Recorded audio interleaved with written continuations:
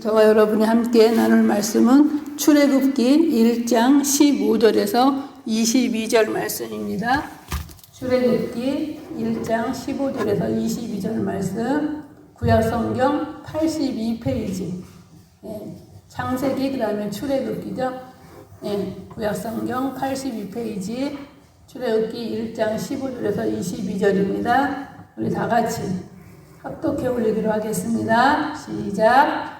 애굽왕이 히브리 산파 시브라라 하는 사람과 부하라라 하는 사람에게 말하여 이르되, 너희는 히브리 여인을 위하여 해산을 도울 때에 그 자리를 살펴서 아들이거든 그를 죽이고 딸이거든 살려주라. 그러나 산파들이 하나님을 두려워하여 애굽왕의 명령을 어기고 남자 아기들을 살린지라. 애굽왕이 산파를 불러 그들에게 이르되, 너희가 어찌하여 이같이 남자 아기들을 살렸느냐? 산파가 바로에게 대답하되, 히브리 여인은 애굽 여인과 같지 아니하고 건장하여 산파가 그들에게 이르기 전에 해산하였더이다 하매, 하나님이 그 산파들에게 은혜를 베푸시니 그 백성은 번성하고 매우 강하지니라. 그 산파들은 하나님을 경외하였으므로 하나님이 그들의 집안을 흥왕하게 하신지라. 그러므로 바로가 그의 모든 백성에게 명령하여 이르되, 아들이거든 태어나거든 너희는 그를 나일강에 던지고 딸이거든 살려두라 하였더라. 아멘. 오늘 저와 여러분이 봉독한 출애굽기 1장 15절에서 22절의 말씀을 가지고 히브리 산파들의 믿음이라는 제목으로 함께 은혜를 나누고자 원합니다. 우리가 이제 어제서부터 살펴보기로 시작한 출애굽기는 창세기와 이어지는 그런 이야기 내용으로요. 창세기 그 후반부에 요셉에 대한 이야기가 나오잖아요. 그렇죠? 요셉에게서 아버지의 청휼을 받고, 그래서 형들에게 미움을 받아서 요셉이 애굽의 종으로 팔려가게 되잖아요. 그 가운데 애굽에서 요셉이 국무총리가 되어지고, 국무총리가 되어서 그 나라를 다스릴 때 그 7년 흉년과 7년 흉년 사이에 그 흉년 기간에 그 형제들이, 가나안에 있던 형제들이 곡식을 구하기 위해서 애굽으로 와서 요셉을 만나게 되어지고, 그래서 서로 울면서 또 다시 그 아버지와 그 가나안에 있던 야곱 족속 형제들과 또 그 70인 장정만 70인 가족들이 애굽으로 와서 고센 땅에 정착하여 살게 되는 그 이야기로 마감이 되어지는데, 그것과 이제 이어져서 고센 땅에서, 애굽 땅 고센 땅에서 살게 된 그 후에 그의 그 400년간의 그 침묵 시대가 있어지면서 오늘 본문이 출애굽 1장에서 이제 그 내용들이 전개되어지는, 그러면서 1절에서 출애굽기 1장 1절에서 7절에 보면은 창세기 46장 8절에서 27절에 그 애굽 이주 그 1세대의 명단을 재수록함으로써 출애굽 시대의 그 역사와 선조들의 역사를 연결시켜주는 가운데, 그것이 창세기와 동떨어지지 아니하고 연결되어 있는 그 말씀이라는 것을 연결시켜주는 가운데, 애굽에 내려간 야곱의 자손이 크게 번성하였다고 말씀하고 있죠. 7절인데요. 이스라엘 자손은 생육하고 불어나 번성하고 매우 강하여 온 땅에 가득하게 되었더라. 그러자 요셉을 알지 못하는 새 왕이 일어나서 애굽을 다스리는데, 이스라엘 자손이 생육하고 불어나고 번성하게 되어지자 위협을 느끼죠. 강해서 온 땅이 가득하게 되자 애굽 사람들은 큰 위협을 느끼게 되고, 그래서 8절에서부터 22절에 보면 400년이 지난 그 시점에서 그 이스라엘 백성이 노회화되는, 왜냐하면 그 불어나는 것을 겁내하고 두려워했던 그들이 이 이스라엘 백성들을 강제 노역을 시키면서 그 노역과 탄압을 하면서 인구가 불어나는 것을 막죠.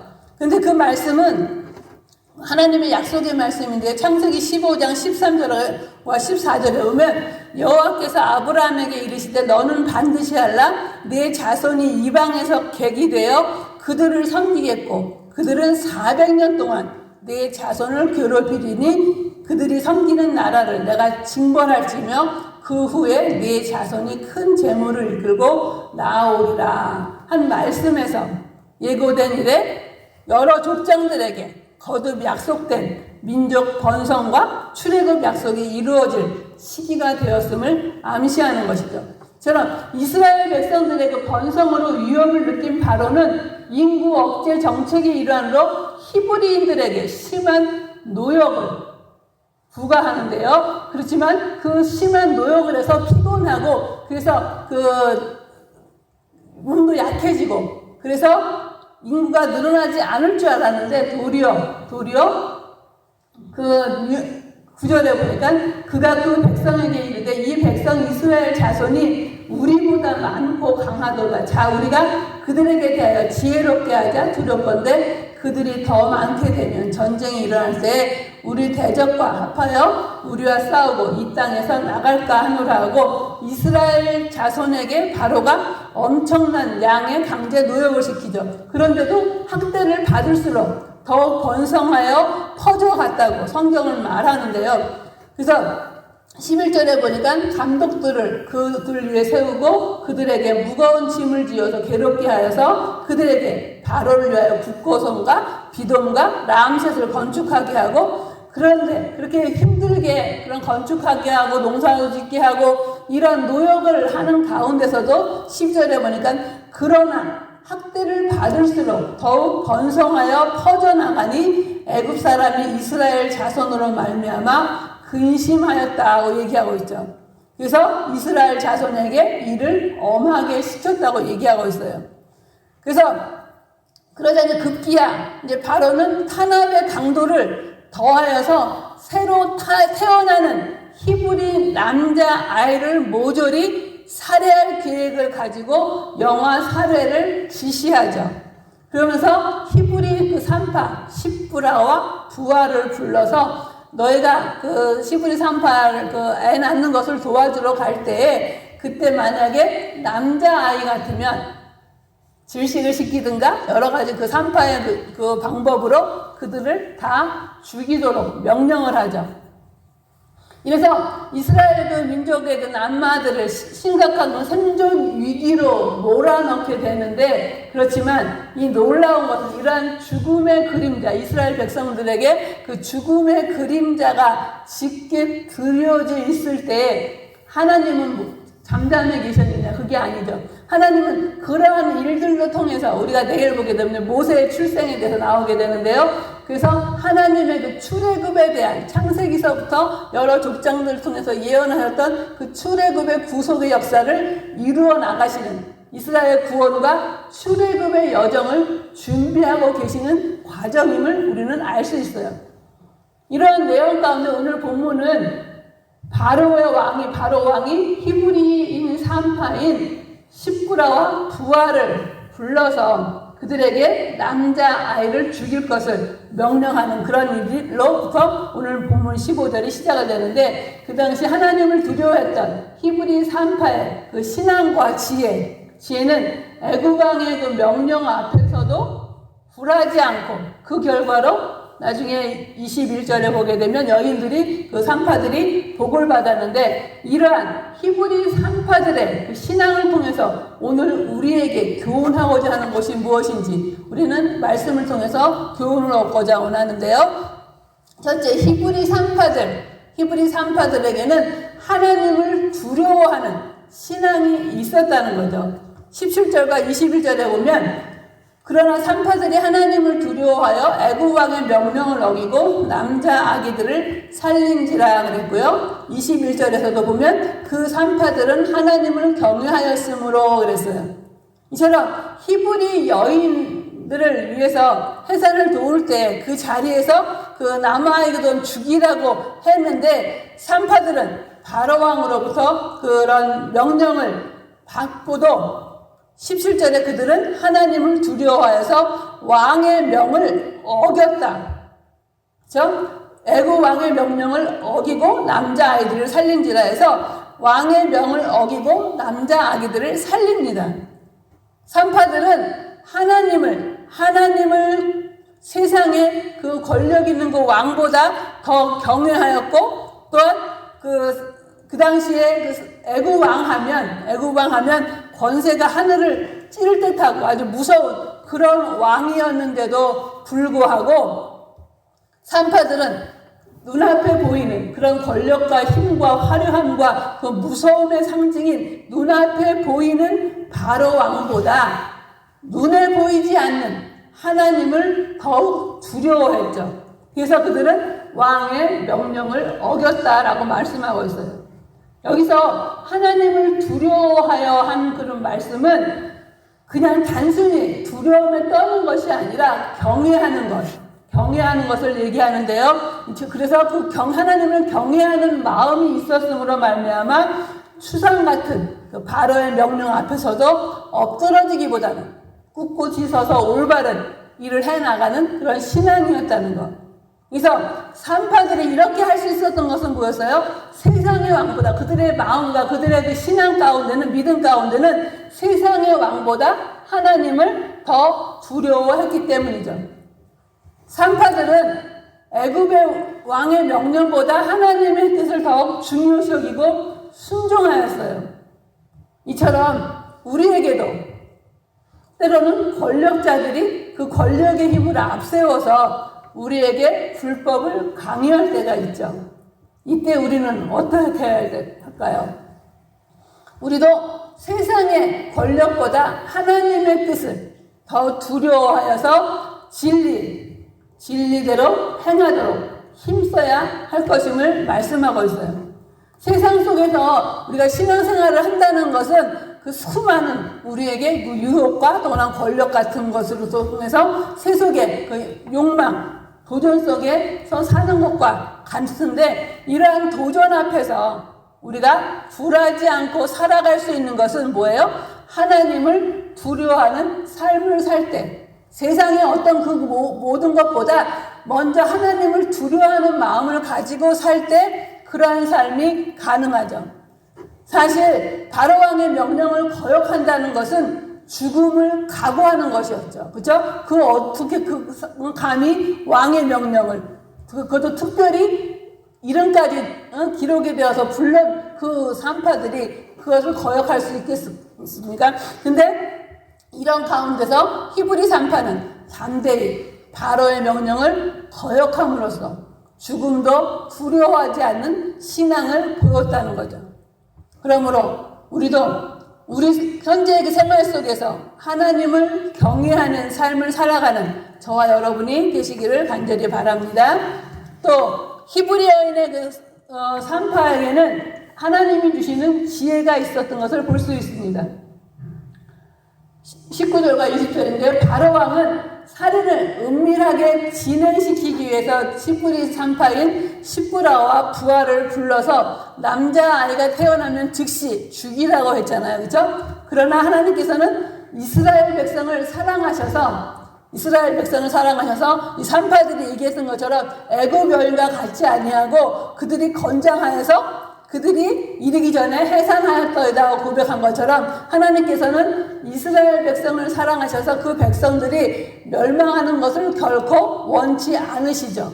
그래서 이스라엘의 산모들을 애굽의 산모들보다 더 건강하게 해서 낳을 징조가 있다는 것을 소리를 들었을 때 산파가 달려가기 전에 스스로 출산하게 함으로 그의 백성을 보호하시는 하나님의 그 사랑, 그리고 하나님을 두려워하여 아기를 살려둔 산파들에게 하나님께서는 은혜와 지혜를 베푸셔서 이 바로가 그들을 불러서 물었다고 그러죠. 근데 그냥 기분 좋아서 이렇게 불러가지고 그렇게 하는 이게 아니라 그 물었다는 그 호출은 큰 소리를 외치는 상태. 그냥 화가 많이 나서, 그래서 감히 너가 왕명을 거역해 하면서 호통하고 금방 죽일 것 같은 그러한 화나서 대로한 그런 상태.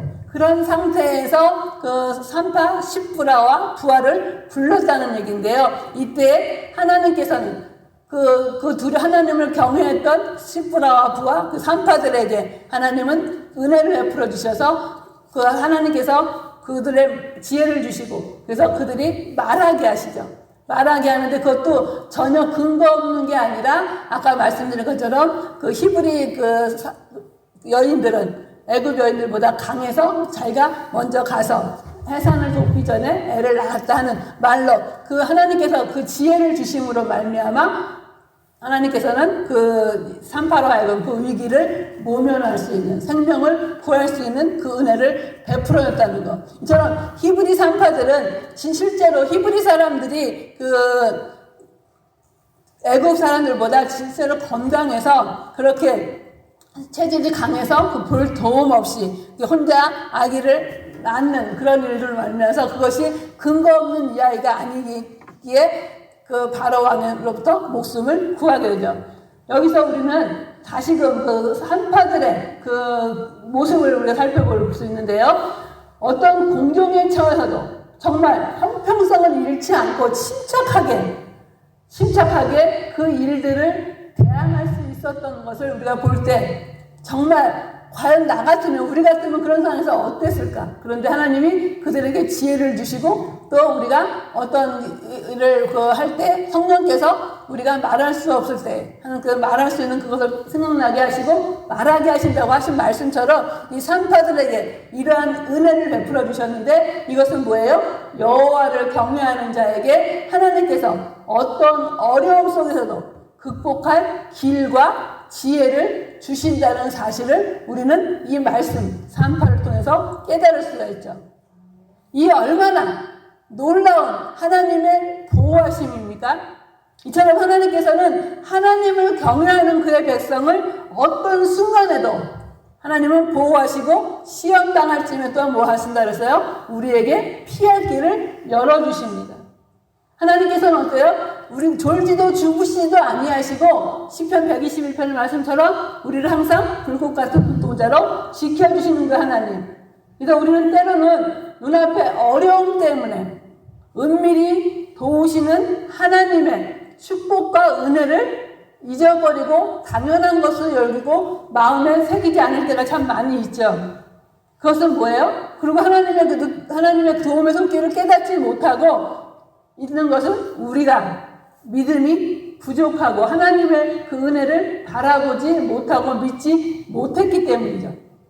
이제 애굽의 그 흉계와 민족의 말살의 그 위기 속에서 이스라엘을 지키셨던 하나님의 역사를 통해서 우리는 우리의 신앙과 믿음이 우리가 어떤가, 우리는 우리의 그 산파와 같은 그런 믿음을 가지고 있는가, 두려움 앞에서도 정말 죽음의 그 순간, 죽게 될 수 있는 그런 순간에서도 우리는 하나님을 믿고 그렇게 꿋꿋하게 침착하게 하나님의 지혜 가운데 행할 수 있는가 우리를 점검해보고 우리의 믿음을 한번 살펴보시기를 바랍니다. 또 세 번째, 이러한 산파들에게 하나님은 어떻게 하셨느냐 하면 하나님께서는 그들에게 복을 내려주신 것을 볼 수 있는데 20절과 21절에 보면 산파들은 하나님을 경외하였으므로 하나님이 그들의 집안을 흥흥하게 하신지라고 말씀하시죠. 히브리 산파들이 하나님을 두려워한 신앙의 결과가 뭐예요? 한마디로 하나님의 복을 받은 것이죠.